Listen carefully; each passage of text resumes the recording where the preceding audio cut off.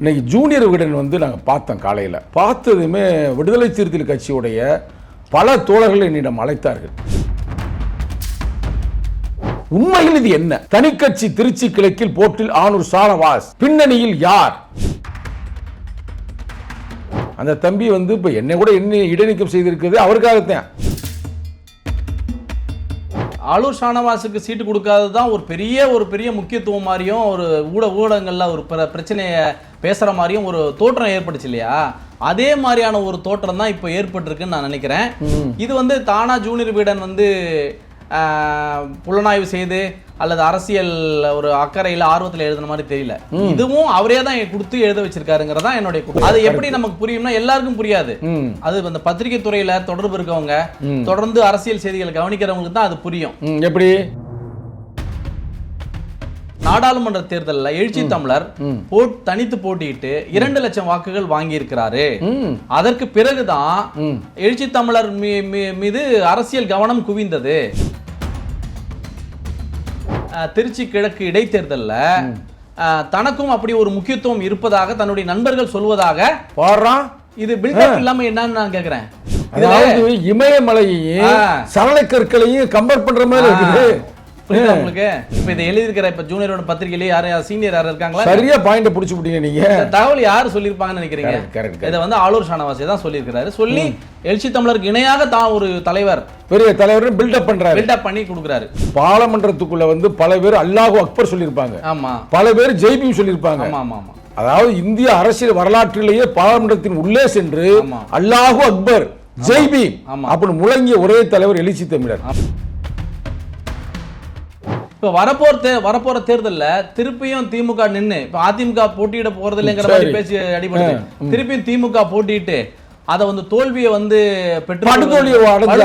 இன்னும் அசிங்கமாயி போயிரும்.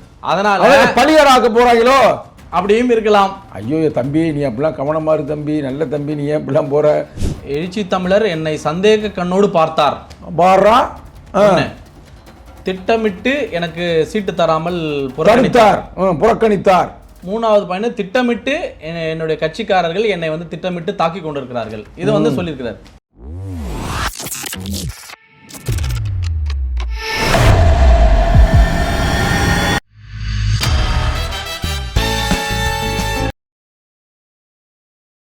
வணக்கம் வழக்கறிஞர் அப்ரார் அவர்களே, நல்லா இருக்கிறீங்களா? ரொம்ப நல்லா இருக்கேன். நீங்க நல்லா இருக்கீங்களா? நான் ரொம்ப மகிழ்ச்சியாக இருக்கிறேன். சரிங்களா? இப்போ வந்து என்னன்னா, இன்னைக்கு ஜூனியர் விகடன் வந்து நாங்கள் பார்த்தோம். காலையில் பார்த்ததுமே விடுதலை சிறுத்தைகள் கட்சியுடைய பல தோழர்கள் என்னிடம் அழைத்தார்கள். என்ன இந்த விஷயம் அப்படின்னு கேட்கும்போது, ஏற்கனவே நான் இடைநீக்கம் செய்யப்பட்டிருக்கிறேன்.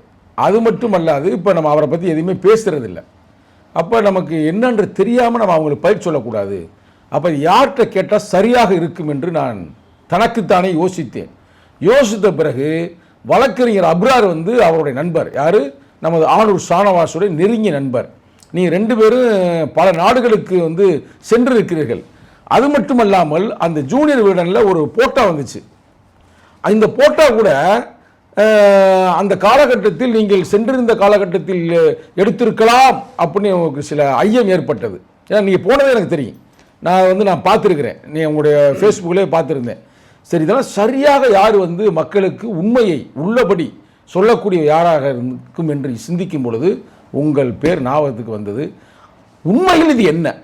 தனிக்கட்சி திருச்சி கிழக்கில் போட்டில் ஆனூர் ஷானவாஸ், பின்னணியில் யார் அப்படின்னு ஒரு பதட்டமான செய்தி இறங்கியிருக்குது. அந்த தம்பி வந்து இப்போ என்னை கூட இடைநீக்கம் செய்திருக்கிறது அவருக்காகத்தான். அவர் கம்ப்ளைண்ட் பண்ணாலும் இடைநீக்கம் பண்ணியிருந்தா. இப்போ நான் வெளியேறிட்டேன்ல இடைநீக்கம்னா, இப்போ அவர் ஃப்ரீயாக போய் தலைவரை பார்க்கலாம்ல. ஒன்றுமே புரியலை பிரதர். அதனால் நீங்கள் தெளிவாக விளக்கம் கொடுக்கும்படி நான் கேட்டுக்கொள்கிறேன். இப்போ இடைநீக்கம் நீங்கள் வெளியேறிட்டீங்கன்னு சொல்கிறீங்க. இடைநீக்கன்றது ஒரு குறிப்பிட்ட காலத்துக்கு ஒரு சிறிய ஒரு நடவடிக்கை தானே? நடவடிக்கை. அதனால நீங்கள் வெளியேறியதான் நான் நினைக்கல. ஏன்னா நீங்கள் ஒரு மிகவும் முக்கியமான ஒரு புள்ளி இல்ல, முக்கியமான ஒரு போராளின்னு போராளி.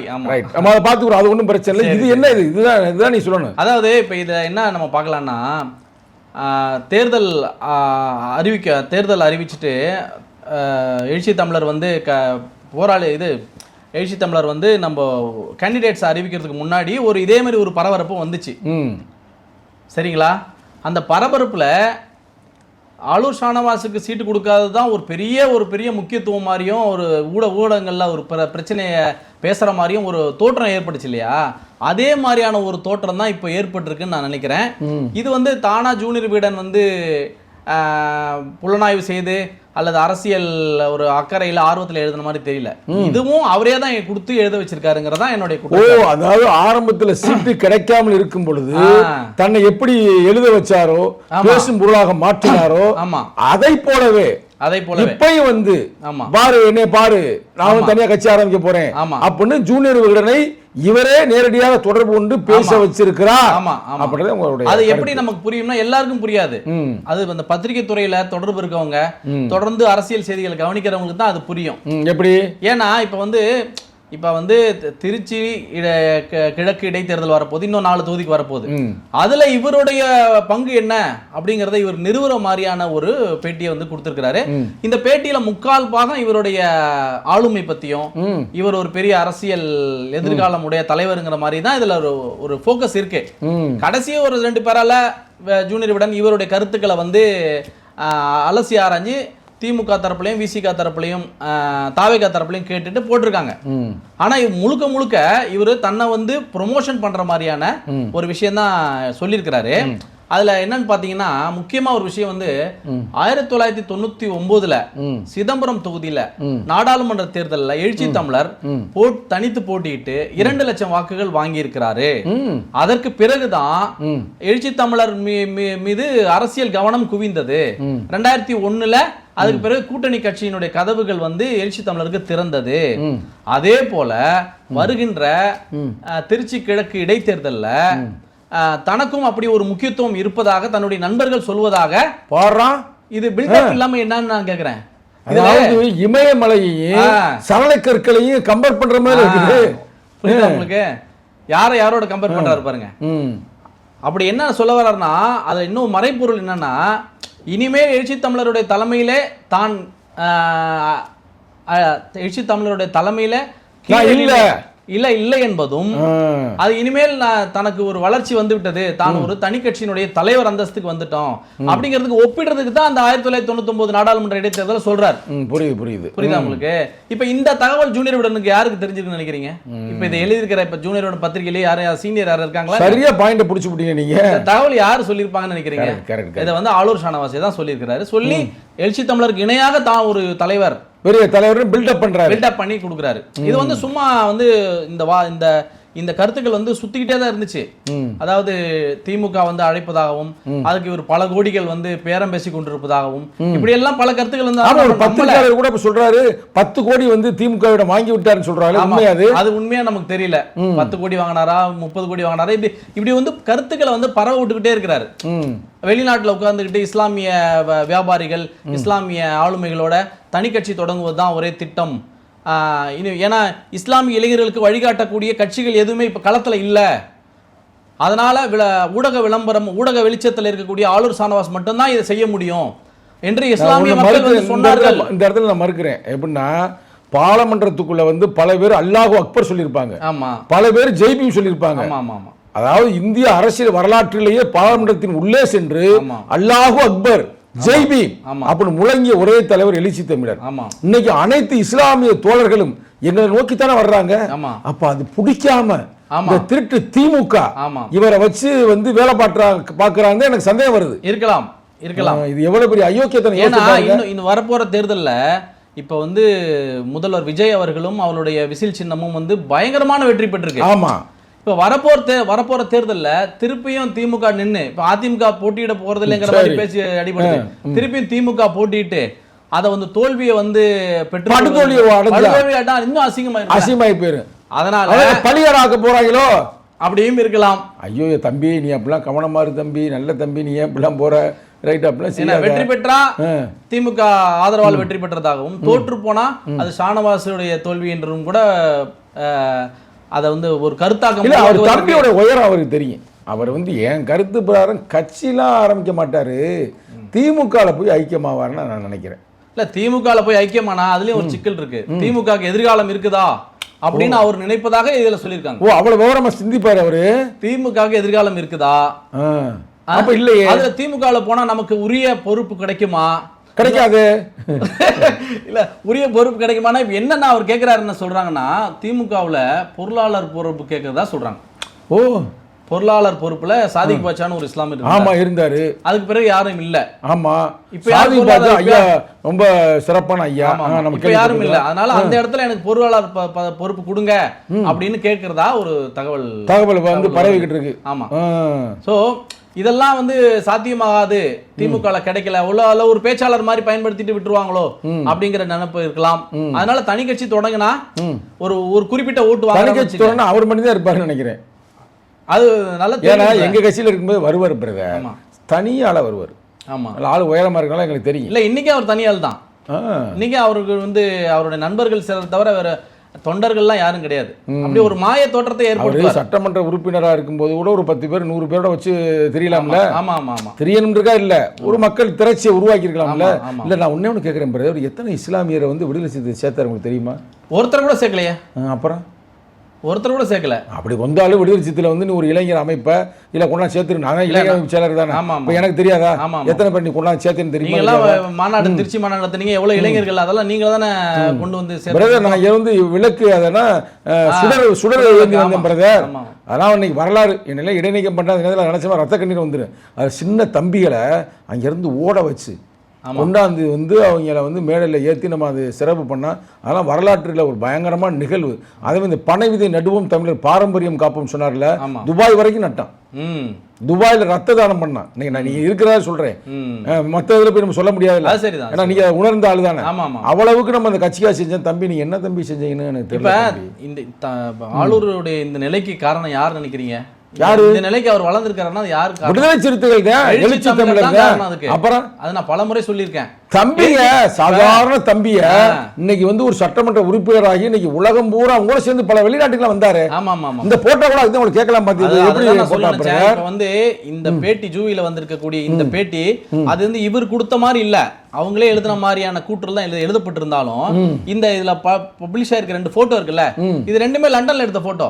அப்ப நான் லண்டன்ல தான் இருந்தேன். உங்களுக்கு தெரியும், எனக்கு தெரியும். அப்ப இந்த போட்டோ வந்து யார் கொடுக்க, இவர் கொடுக்காம ஜூவிக்கு எப்படி கிடைக்கும் இந்த போட்டோ? ஓ, அப்ப இவரே போட்டோ கொடுத்திருக்காரு, இவரே தான் கொடுத்திருக்காரு, இவரே தான் அந்த கண்டென்ட்டை எழுதி கொடுத்திருக்காரு, இவரே தான் வந்து அப்படி வரணும்னு சொல்லியிருக்காரு. ஆனா மக்கள் இப்படி பேசிக் கொள்கிறார்கள், அரசியல் வட்டாரத்தில் இப்படி பேசுறாங்கன்றத இவருடைய ட்ரெண்டே தானே. சீட்டு கிடைக்கலன்னு 30ஆம் தேதி அவருடைய நண்பர் தக்கலை முஸ்தபான் ஒருத்தர் எழுதுறாரு, ஐயா எழுச்சி தமிழர் அவர்களே, ஆளூர் ஷானவாஸை குறைத்து மதிப்பிட்டு விடாதீர்கள், அவர் பின்னாடி இஸ்லாமிய சமூகம் இருக்கிறது, அவரை கட்சிக்குள்ளேயே நீங்கள் ஓரம் கட்டாதீர்கள், அவரை வந்து வேற்று ஆளாக பார்க்காதீர்கள், இப்படி எல்லாம் எழுதுறாரு. இதெல்லாம் பார்த்துட்டு இருக்கு. இதெல்லாம் எப்படி அவங்களே எழுதுவாங்களா? கட்சியில சீட்டு கொடுக்குறாங்களா இல்லையாங்கிறது எழுச்சி தமிழர் அறிவிக்கும் போது தானே தெரியும், உங்களுக்கு கூட தெரியாதுல்ல, யாருக்கும் தெரியாது. அப்ப எப்படி அவங்க சீட்டு கிடைக்கலன்னு எழுதுறாங்க? அப்ப அவர் எழுத வைக்கிறார். 30ஆம் தேதி வந்த பிறகுதான் 31ஆம் தேதி எழுச்சி தமிழர் வந்து கேண்டிடேட் லிஸ்ட் அறிவிக்கிறாரு. அதுக்கு பிறகுதான் 1ஆம் தேதி நான் ரெட் பிக்ஸ்ல நண்பர் பிலிக்ஸ் ஜெரால்டோட முறையா நான் பேட்டி கொடுக்குறேன். ஷானவாஸ் எப்படிப்பட்ட ஆளு, அவருடைய வரலாறு என்ன, அவரு ஏற்றி விட்ட ஏணியை எப்படி எட்டி உதைப்பாரு, உண்டா வீட்டுக்கு ரெண்டகம் எப்படி நினைப்பாரு, அப்படிங்கிறதுக்கெல்லாம் வந்து தமுமுகல இருந்து வரலாறு எல்லாம் சொல்லி தெளிவா கொடுக்குறேன். தன்னை வந்து திராவிட இயக்கம் தான் வளர்த்துச்சுன்னு சொன்னார். ஆனா வளர்த்ததெல்லாம் முஸ்லீம்களுடைய பணம், முஸ்லீம்களுடைய உழைப்பு, முஸ்லீம்களுடைய ஒத்துழைப்பு. ஆனா திராவிட இயக்கம் தான் என்ன வளர்த்துச்சு அப்படின்னு ஓபனா சொல்றாருங்க. எந்த திராவிட இயக்கம்? ஐயா வீரமணி வந்து இதுல கொடுத்தாரா, அறை கொடுத்தாரா, இல்ல அண்ணா அறிவாலயத்துல அவருக்கு இடம் கொடுத்தாங்களா? இப்படி எல்லாம் எழுச்சி தமிழர் தான், எழுச்சி தமிழர் கொடுத்தது, எல்லாம் விடுதலை சிறுத்தைகள் எழுச்சி தமிழர் கொடுத்தது. அது பலரும் சொல்லிட்டாங்க அவர்கிட்ட. எழுச்சி தமிழரை சந்திக்கிறதுக்கு முன்னாடி வரைக்கும் முதல்ல ஆளூர் ஷானவாஸ் யார்? இப்ப அண்ணாமலை இருந்தாரா, அவர் வந்து ஐபிஎஸ்ல இருந்து பதவி ராஜினாமா, சசிகாந்த் செந்தில் இருந்தாரு, அவர் வந்து ஐஏஎஸ்ல இருந்து பதவி ராஜினாமா பண்ணாரு. இன்னும் பலர், நீங்க வந்து துபாயில பெரிய இன்ஜினியரா இருந்தீங்க, பெரிய தொழிலதிபரா இருந்தீங்க, பல தொழில்களை செஞ்சுட்டு இருந்தீங்க, அதை விட்டுட்டு வந்தீங்க. இப்படி எல்லாம் துபாய் தொழிலை விட்டு நம்ம இங்க வந்துட்டேன். ஆமா, ஆனா இங்க அரசியல் பண்ணீங்க, இப்ப துபாய் போய் செட்டில் ஆகிட்டு இருக்காங்க. எனக்கு கொடுமையா இருக்கு சாமி. ரைட், எல்லாம் நல்லா பாத்துக்கிட்டு இருக்காரு. நீங்க போக மாட்டீங்க, நீங்க ஒன்ஸ் வந்துட்டீங்க. விடுதலை சிறுத்தைகளுக்காக தான் நீங்க எப்பொழுதும் இருப்பீங்க, அந்த ஒடுக்கப்பட்ட தாழ்த்தப்பட்ட மக்களுக்காக. ஏன்னா உங்க மனசு எனக்கு தெரியும் சார். அதனால நீங்க துபாய்க்கெல்லாம் திரும்பி போற வாய்ப்பே கிடையாது. சோ எழுச்சி தமிழர்கிட்ட வர்றதுக்கு முன்னாடி நீ சாதாரண ஒரு பத்திரிகையாளர் தானே. அதுவும் பெரிய பத்திரிகைலாம் ஒன்று ஜூனியர் விடன் மாதிரியோ பெரிய நக்கீரன் மாதிரியோ பெரிய பத்திரிகைலாம் இல்ல, எல்லாம் இஸ்லாமிய பத்திரிகைகள் எழுதி கொண்டிருந்த ஒரு நபர் தானே. வெறும் இஸ்லாமிய பத்திரிகை அப்பயே உங்க நல்ல நெருக்கம். அவர் சென்னைக்கு வந்த முத நாள்ல இருந்து எனக்கு தெரியுங்க. என்னங்க சொல்றீங்க? அவர் சென்னைக்கு வந்து முத நாள் எங்க வந்து தங்கினாரு, என்ன எங்க பண்ணாரு? தங்கினாரு? நம்ம வடமரைக்கார் தெரு நம்பர் 7 வடமரைக்கார் தெரு அமமுக ஆபீஸ்ல தான் தங்கினாரு. அங்க இருந்து இங்க இருந்தாரு. பேராசிரியர் ஜவாஹர்ல தான் அவருக்கு எல்லா உதவியும் செஞ்சு கொடுத்தாரு. பரவாயில்லையே. ஆமா, கடைசியில பேராசிரியர் ஜவாஹர்லால் தலையிலே கை வச்சாரு. என்ன சொல்றீங்க? அங்க தமிழ் அன்சாரியை தூண்டி விட்டு உனக்கு இங்க இருந்தா மதிப்பு கிடையாது, நீ தனியா கட்சி ஆரம்பிக்கணும்னு தமிழ் அன்சாரியை தூண்டி விட்டு வெளியில அனுப்புனதே இவர்தான். அப்புறம் தமுமுக வந்து முறையா கட்சி ஆரம்பிக்கும் போது தமுமுக பெற்றெடுத்த கள்ள குழந்தை மனிதநேய மக்கள் கட்சின்னு சொன்னார். வார்த்தையை பாருங்க, இப்படி எழுதுறாருங்க அவரு, எல்லாம் இருக்கு. அதனாலதான் நான் வந்து ஒரு ஆன்டிசிபேஷனா முன்கணிப்போட உணர்ந்து சொன்னேன். சீட்டு கொடுக்கல அப்படிங்கறத தெரிஞ்சுக்கிட்டு இவர் திருமாவளவன் ஐயா அவர்களுக்கு அழுத்தம் கொடுக்குறாரு இவரு அப்படிங்கறத முன்கணிஞ்சு நான் சொன்னேன். நான் பேசினேன், முதல்ல பேசினேன். அதுக்கு பிறகுதான் அமீர் அப்பாஸ் பேசினாரு. ஓ, முதலில் பேசியவர் முதல்ல பேசுனது நான் தான், வழக்கறிஞர் அப்ரார். ஆமா, உங்களுக்கு பிறகு ராஜகம்பீரன் பிலிக்ஸ் ஜெரால்டோட நண்பரோட பேசினேன். அதுக்கு பிறகு ராஜகம்பீரன் பேசினாரு. அதுக்கு பிறகு பத்திரிகையாளர் மணி பேசினாரு. அதுக்கு பிறகு வந்து தமிழா பாண்டியன், புதுமடம் ஜாஃபர்னு ஒருத்தர் பேசினாரு. தமிழா பாண்டியன். அதுக்கு பிறகுதான் நீங்க பேசுனீங்க. நான் என்னங்க பேசினேன்? ஒரு கட்சிக்காரன்ற முறையில் இப்படி சரியாப்பா, எங்க கட்சிக்கு துரோகம் பண்றியப்பா அப்படின்னு ஒரு சொல்லாடல்ல. என்னோட சின்ன வயசு தான், என் வயசு என்ன எபோ 50.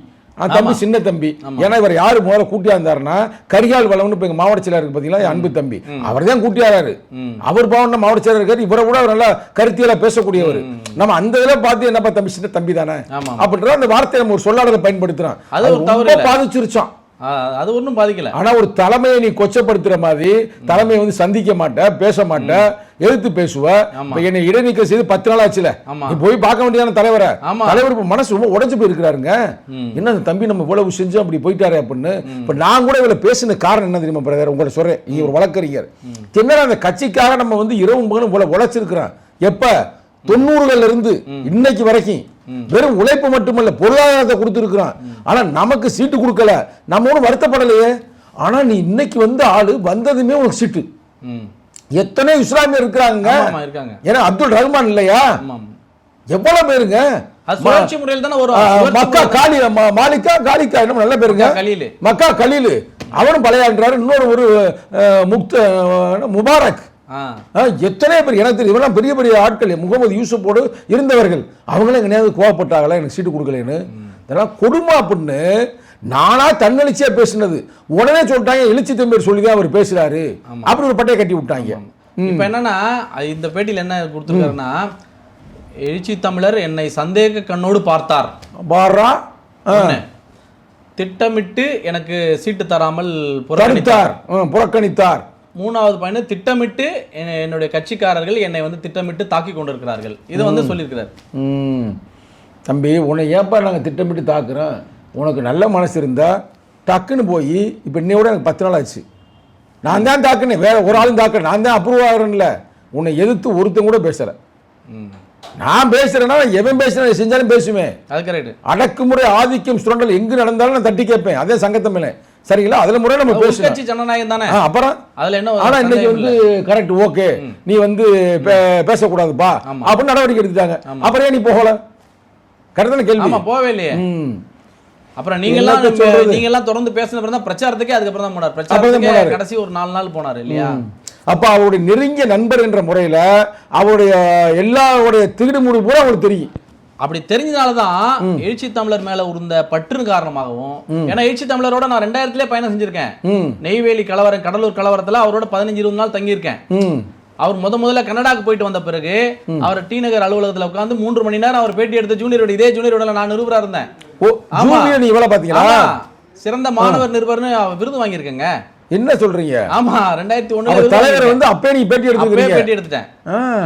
அதனால அவர் மேல இந்த ஒரு பற்றின் காரணமாக ஆளூர் ஷானவாஸ் இந்த மாதிரியான செய்யக்கூடிய நபர் என்கிற ஒரு தெளிவு இருந்ததால நான் வந்து பிரச்சனை ஏற்படுத்துறாரு, எழுச்சி தமிழர் மேல விமர்சனத்தை வந்து முன்வைக்கிறாரு அப்படிங்கறத நான் எடுத்து சொன்னேன். முதல் முறை எடுத்து சொன்னேன். நான் சொல்வதற்கு முன்பாக பத்திரிகையாளர்களுக்கோ யாருக்குமே வந்து ஷானவாஸை பத்தி தெரியாது. பத்திரிகையாளர் வந்து மணி இருக்காரு, அவர் என்ன சொன்னார் தெரியுமா? நான் பேசுறதுக்கு முன்னாடி ஆளூர் ஷானவாஸ் வந்து முதல்வருக்கு நெருக்கமானவர், அவருக்கெல்லாம் சீட்டு இல்லைன்னு திருமாவளவன் சொல்லவே முடியாது அப்படின்னு பேசிருக்காருங்க. சரி, அப்ப எனக்கு இதெல்லாம் சரியில்லை, தப்பா போயிட்டு இருக்கு எல்லாத்தையும் வந்து கையாளுறாரு இவரு, மீடியால ஆட்களை வச்சு எழுத வைக்கிறாரு, பேச வைக்கிறாரு, நம்ம உண்மையை உடைக்கணும்னு தான் உடைச்சேன். உடைச்ச பிறகுதான் எல்லாரும் அதே மணி மாத்தி பேசினார். மணி திருப்பி என்ன சொன்னாரு, ராஜாவை மிஞ்சிய ராஜ விசுவாசி ஆகிவிட்டார். யாரு? ஐயா எழுச்சி தமிழர் திமுக இருக்கிற விசுவாசத்தை விட ஷானவாஸ்க்கு விசுவாசம் அதிகமா போயிருச்சு அப்படிங்கறதே அவர் போட்டு உடைச்சார். அது வசதி தானங்க உண்மையிலேயே. இப்ப எழுச்சி தமிழர் என்ன கொள்கையோ அதே தான் நான் பேசுறேங்கிற பேர்ல திமுக பெரிய ஜாலராவ மாறுறது வசதி தானே. அதை கண்டுபிடிக்க முடியாதுல்ல, யாரோட ஆளும் கண்டுபிடிக்க முடியாதுல்ல. இந்த மாதிரி ஒரு சுச்சுவேஷன் வரும்போது தான் கண்டுபிடிக்க முடியும். இப்போ பாருங்க, இப்போ வந்து சீட்டு கொடுக்கல அப்படிங்கிறதால இப்போ வரப்போற இடைத்தேர்தலில் வந்து தான் ஒரு ஆளுமை, இஸ்லாமிய ஆளுமை மாதிரியும், தனக்கு பின்னாடி பல லட்சக்கணக்கான இளைஞர்கள் இருப்பது போலவும், தனக்கு வந்து தனி கட்சி ஆரம்பிச்சா அது வந்து அந்த வாக்குகளை நிரூபிச்சு விட்டு அதுக்கப்புறம் கூட்டணிக்கு போற மாதிரி. இப்ப தன்னை யாரோட கம்பேர் பண்றாருன்னா எழுச்சி தமிழரோட கம்பேர் பண்றாரு. அப்ப இனி எழுச்சி தமிழருக்கு கீழே செயல்படுறதுக்கு அவர் தயார் இல்லை, அவர் மனநிலை இல்லை என்பதுதானே இது காட்டுது. ஆக மொத்தம் திட்டமிட்டு அவரே கொடுக்குறாரு. அவரே கொடுத்தது தான். ஏன்னா இந்த 2 போட்டோவும் லண்டன்ல எடுத்த போட்டோ, ஒரு போட்டோ அம்பேத்கரோட வீட்டுல. நீ இருந்தீங்க பக்கத்துல? ஆமாங்க, நான் இருந்தேன் 2023 இருந்தேன். ஏன்னா ஒண்ணு அவர் கொடுத்துருக்கணும், இல்ல லண்டன்ல இருந்து நண்பர்கள் யாரும் கொடுத்து, லண்டன் நண்பர்கள் யாரும் கொடுத்துருக்க மாட்டாங்க எனக்கு தெரிஞ்சு. இவரே தான் கொடுத்துருக்காரு இந்த 2 போட்டோவும். சரி பாவம், எல்லாத்தையும் ஆதாரம் எல்லாத்தையும் எல்லாம் பாத்துக்கிட்டு இருக்கிறாரு. சரிங்களா? ஆமா, அவர் நல்ல ஒரு வழியை காட்டட்டும்ன்றேன். நம்ம அதுக்கு மேல என்ன சொல்றதுக்கு என்ன இருக்கு? ஆமா ஆமா. வழக்கறிஞர் அவர்களே, நீங்க வந்து இப்ப நல்லா அவருடைய எல்லா வகையான அந்த தகுதிக்கு வேலையில பூரா விளக்கம் கொடுத்துட்டீங்க. சரிங்களா? அது நம்ம மக்கள்கிட்ட விடுவோம், மக்கள் என்ன சொல்றேன்னு பார்த்துக்குருவோம். இப்போ திடீரென்று ஜூனியர் வைடனில் இது மாதிரி ஒரு பதிவு வருது. சரிங்களா? இப்போ சிலது சொல்லக்கூடாதுன்னு நீங்கள் மனசில் வச்சுருக்கலாம். ரைட்டா? அது ஒன்றும் தப்பு இல்லை. நம்ம வந்து எப்படியுமே வந்து இஸ்லாமே என்ன சொல்லுதுன்னா, எந்த உண்மையும் வந்து மறைக்கக்கூடாது. ஆமாம், உங்களுக்கு தெரியும், மெக்காலிருந்து அவரை வந்து முகமது அந்த ஐயா வந்து இது பண்ணுறாங்க. அப்போ வந்து அவர் அங்கே போன பிறகு நல்ல நல்ல நம்பிக்கை நண்பர்களை தான் உருவாக்குனாரு. அப்போ அவங்க உண்மையை சொல்லியே சேர்றாரு. அந்த கதை உங்களுக்கு தெரியுமில்ல, மெக்காவுக்கு மெதினாவுக்கு சென்ற பிறகு திருப்பி படையை கட்டி கொண்டு தான் திருப்பி மெக்கா வந்து கைப்பற்றுகிறார். அப்ப அவர் என்ன சொல்றாருன்னா, உண்மையான தோழர்கள் வேண்டும், துரோகிகள் கூடாது. அதே அவர் சொன்ன ஸ்டேட்மெண்ட். அந்த வகையில நீங்க இறுதியா உண்மை என்ன சொல்ல விரும்புறீங்க? அதாவது ஆளூர் ஷானவாஸ் என்பவர் ஒரு பதவி மோகம் கொண்ட ஒரு நபர். அவரிடம் வந்து யாரிடமும் அவருக்கு வந்து ஒரு விசுவாசம் கிடையாது. அவர் வந்து ஆல்ரெடி அவரை வளர்த்து விட்ட தமுமுகவுக்கு விசுவாசமாக இல்லை. அதற்கு பிறகு எழுச்சி தமிழர் அவர்கள் அவருக்கு ஒரு வாய்ப்பு கொடுத்து இந்த நிலைக்கு கொண்டு வந்து சட்டமன்ற உறுப்பினராக்கி அழகு பார்த்தார்.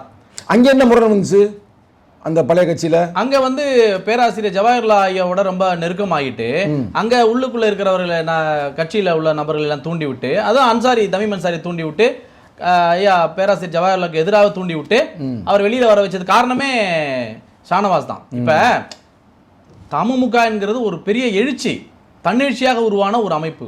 அதுல வந்து ஒரு பிரிவினை உண்டு பண்றதுக்கு ஒரு முக்கியமான காரணமாக இருந்தவர் இவர் தான். ஆமா, அப்ப அவருடைய புத்தி எப்படி இருக்கும்? அவர் இப்ப இங்க எந்த கட்சியில இருந்தாலும் அவர் தான் செய்வார். இப்ப இங்க அதை என்ன நடவடிக்கை எடுக்கிறது அவருக்கு காரணமா ஆயிட்டாரு. நீங்க அதுல ஒண்ணுமே, நீங்க கடைசியா வந்து இதுல சேர்ந்தீங்க, மத்தவங்க எல்லாம் பேசி முடிச்ச பிறகு கடைசியா நீங்க பேசுனீங்க. சொன்ன மாதிரி கடைசியா நான் தானே பேசினேன். அதாவது நொண்டி குதிரை வந்து சறுக்குனது சாக்குன்னு ஒரு கேள்விப்பட்டீங்களா பழமொழி? குதிரை வந்து நொண்டியா இருந்ததுன்னா சறுக்குனா டக்குன்னு உட்காந்துக்கும், அது எந்திரிக்காது. அது மாதிரி அது ஆல்ரெடி இவர் வந்து திட்டமிட்டு வச்சிருந்தது. இதெல்லாம் நான் போய் போறதுக்கு நீங்க வாலண்டியராவே வண்டியில ஏறிட்டீங்க. சரி சரி சரி, என்ன ஒண்ணும் செய்ய முடியாதுல்ல. இப்ப என்ன செய்ய முடியும்? நான் உண்மையை பேசியிருக்கேன். என்கிட்டயும் அந்த நண்பர்களை விட்டு தாஜா பண்ணாரு, சிலரை விட்டு ஒரு மாதிரி கோபத்தை தூண்டுற மாதிரி சண்டைகள்லாம் வந்தாரு. அவரெல்லாம் நான் போனை கட் பண்ணிட்டேன். ஏன்னா சமூகத்தினுடைய நலன் தான் முக்கியம். இப்ப கூட நமக்கு ஆளூர் ஷானவாஸ் மேல தனிப்பட்ட இதெல்லாம் எதுவுமே கிடையாது. நீங்க எம்எல்ஏவா இருங்க, எந்த பதவியிலாம் இருந்து, ஆனா சமூகத்தை அதுக்கு பயன்படுத்தக்கூடாதுல்ல. சமூகத்துல உள்ள மக்களுடைய உழைப்பு அல்லது பணம், அவரோட நேரம் அதெல்லாம் வீணாக்க கூடாதுல்ல. ஒரு தனி மனிதனுடைய வளர்ச்சிக்கு, அது தனி மனித வளர்ச்சிக்கு நீ எதை வேணா பண்ணிட்டு போலாம், பணம் சம்பாதிப்பதற்கோ பதவிக்கோ. சமூகத்தை நீ அடவு வைக்க கூடாதுல்ல. சமூகத்தை அடவு வச்சா நான் விட மாட்டோம். அதுதான் முக்கியமான சொல்ல விரும்புற விஷயம். ஐயா வந்து எழுச்சி தமிழருக்கு வந்து நல்லா தெரிஞ்சிருக்கு என்ன மாதிரி போயிட்டு இருக்காங்கன்னு தெரிஞ்சுதானே அவரு இது கொடுக்காம இருந்தாரு, சீட்டு கொடுக்காம இருந்தாரு. வெளியில போவதற்கு ஒரு காரணம் கிடைக்குமா என்று பார்த்து கொண்டது ஷானவாஸ்க்கு இது ஒரு காரணமா போச்சு. இப்போ அதனால இப்ப வெளியில போயிட்டார். சரி, எங்க இருந்தா நல்லா இருக்கட்டும். சரிங்களா? நம்ம அதானே சொல்ல முடியும். ஆமா ஆமா. ஆனால் நான் என்ன சொல்ல முடியும்னா, இப்போ என்ன இடைநீக்கம் செஞ்சார் 10 நாள் ஆச்சு. இப்போ ஃப்ரீயாக தானே இருக்குது, இப்போ தலைவரை பார்க்கலாம், பார்க்கலாமே. அதை நான் திருப்பி நான் சொல்ல விரும்புகிறேன். சரிங்களா? ம். இப்போ நம்ம வெளியே கூட அப்படியே கூட இருப்போம், ஒன்றும் பிரச்சனை இல்லை. போங்கப்பா, நாங்கள் என்றைக்குமே இஸ்லாமியர்களை அன்போடு அழைக்கிறோம். இப்போ நீ யார்? ஆமா, இஸ்லாமிய கோட்பாடுகளை உள்வாங்கினவர், டோட்டலாகவே வந்து திருக்குறானை படித்தவர். நீங்கள் நான் உங்களை சந்திப்பதற்கு முன்னாடி நான் பல பேர்கிட்ட கேட்டேன். ஆமாங்க, ரொம்ப நேர்மையானவருங்க, இவர் தாங்க வந்து அது என்ன வெளிநாட்டுக்கெல்லாம் அவரை கூட்டி போனவர் இவர் தாங்க அப்படின்னு உங்களை சொல்கிறாங்க. நண்பர்கள் எல்லாரும் சேர்ந்து கூப்பிட்டாங்க, எல்லாரும் சேர்ந்து போனோம். நான் மட்டும் கூட்டிட்டு போல அவரை அங்கேருந்து அழைச்சாங்க, எல்லாரும் சேர்ந்து தான் போனோம். எங்கெங்கே போனீங்க 2 பேரும் சேர்ந்து? இங்கிலாந்து ஃபுல்லாக சுற்றணும், இங்கிலாந்து முழுவதும் சுற்றணும். ஆக்ஸ்போர்டு போனோம், கேம்பிரிட்ஜ் போனோம், எல்லா இடத்துக்கும் போனோம். இப்போ அந்த போட்டோலாம் அப்போ எடுத்து தானே? அப்போ எடுத்த ஃபோட்டோ தான் அது. அதாவது என்னன்னா, ஷானவாஸ் வந்து பதவியை அனுபவிக்கட்டும், வசதியாக இருக்கட்டும், அது பிரச்சனை இல்லை. ஆனால் சட்டமன்ற உறுப்பினர் வந்து என்ன செஞ்சாருன்னு ஒரு கேள்வி இருக்குல்ல. அதான் உங்கள்கிட்ட கேட்டு என்ன செஞ்சாங்களா? ஒன்றும் செய்யலையே. சட்டமன்றங்கிறது என்னங்க, மக்கள் பிரச்சனை பேசுற இடம் தானே. சிறைவாசிகளுக்காக நீ பேசியிருக்கணுமா இல்லையா? பேசவே இல்லையே. எங்க தலித்துக்கு எதுவுமே பேசல. எதுவும் தலித்து விசிகால இருந்து போய் தலித் மக்களுக்காக எதுவும் பேசல. ஒரு இஸ்லாமிய சமூகத்தை பிரதிநிதியா இருந்து இஸ்லாமிய மக்களுக்கு எதுவும் பேசல. அப்ப எதுக்கு சட்டமன்ற உறுப்பினர் நீங்க இருக்கணும்னு கேக்குறேன். அதுதான் தலைவர் கொடுக்காம இருந்திருக்கலாம். ஆமா ஆமா, என்னன்னு தெரியல. சரி, ரைட், ஓகே. அது தலைவருடைய, இப்ப தலைவர் கொடுக்காத போது என்ன சொன்னாரு ஷானவாஸ்? அது வந்து தலைவருடைய உரிமை, தலைவருடைய தனித்த உரிமை. அது அவர் யாருக்கு வேணா கொடுக்கலாம், கொடுக்காம இருக்கலாம். அதை ஏற்றுக்கொள்வதுதான் அறமாகும் சொல்லிட்டு இப்ப எதுக்கு தலைவர் என்னை சந்தேகத்தோடு பார்த்தார்னு இதுல வந்திருக்கேன். தலைவர் என்னை சந்தேகனோடு பார்த்தார், திட்டமிட்டே தான் எனக்கு கொடுக்காம இருந்தாரு. இப்ப வந்து வேற மாதிரி வருது இல்ல. இதுதான் பத்திரிகை கையில வச்சுக்கிட்டு பிரஷர் கொடுக்கறது, அழுத்தம் கொடுக்கறதுங்கிறது இதுதான். ஓ, புரியுது. இப்ப என்னால புரிய முடிகிறது. பல பக்கெட் ஆளுகளை வச்சு எழுத விடுறது, சரி, நல்லா இருக்கட்டும் எங்க இருந்தாலும். சரிங்களா? அப்படிதான் நம்ம சொல்ல முடியும். கரெக்ட். ஓகே. உங்களுடைய கருத்துக்களுக்கு மிக்க நன்றி. மிக்க நன்றி.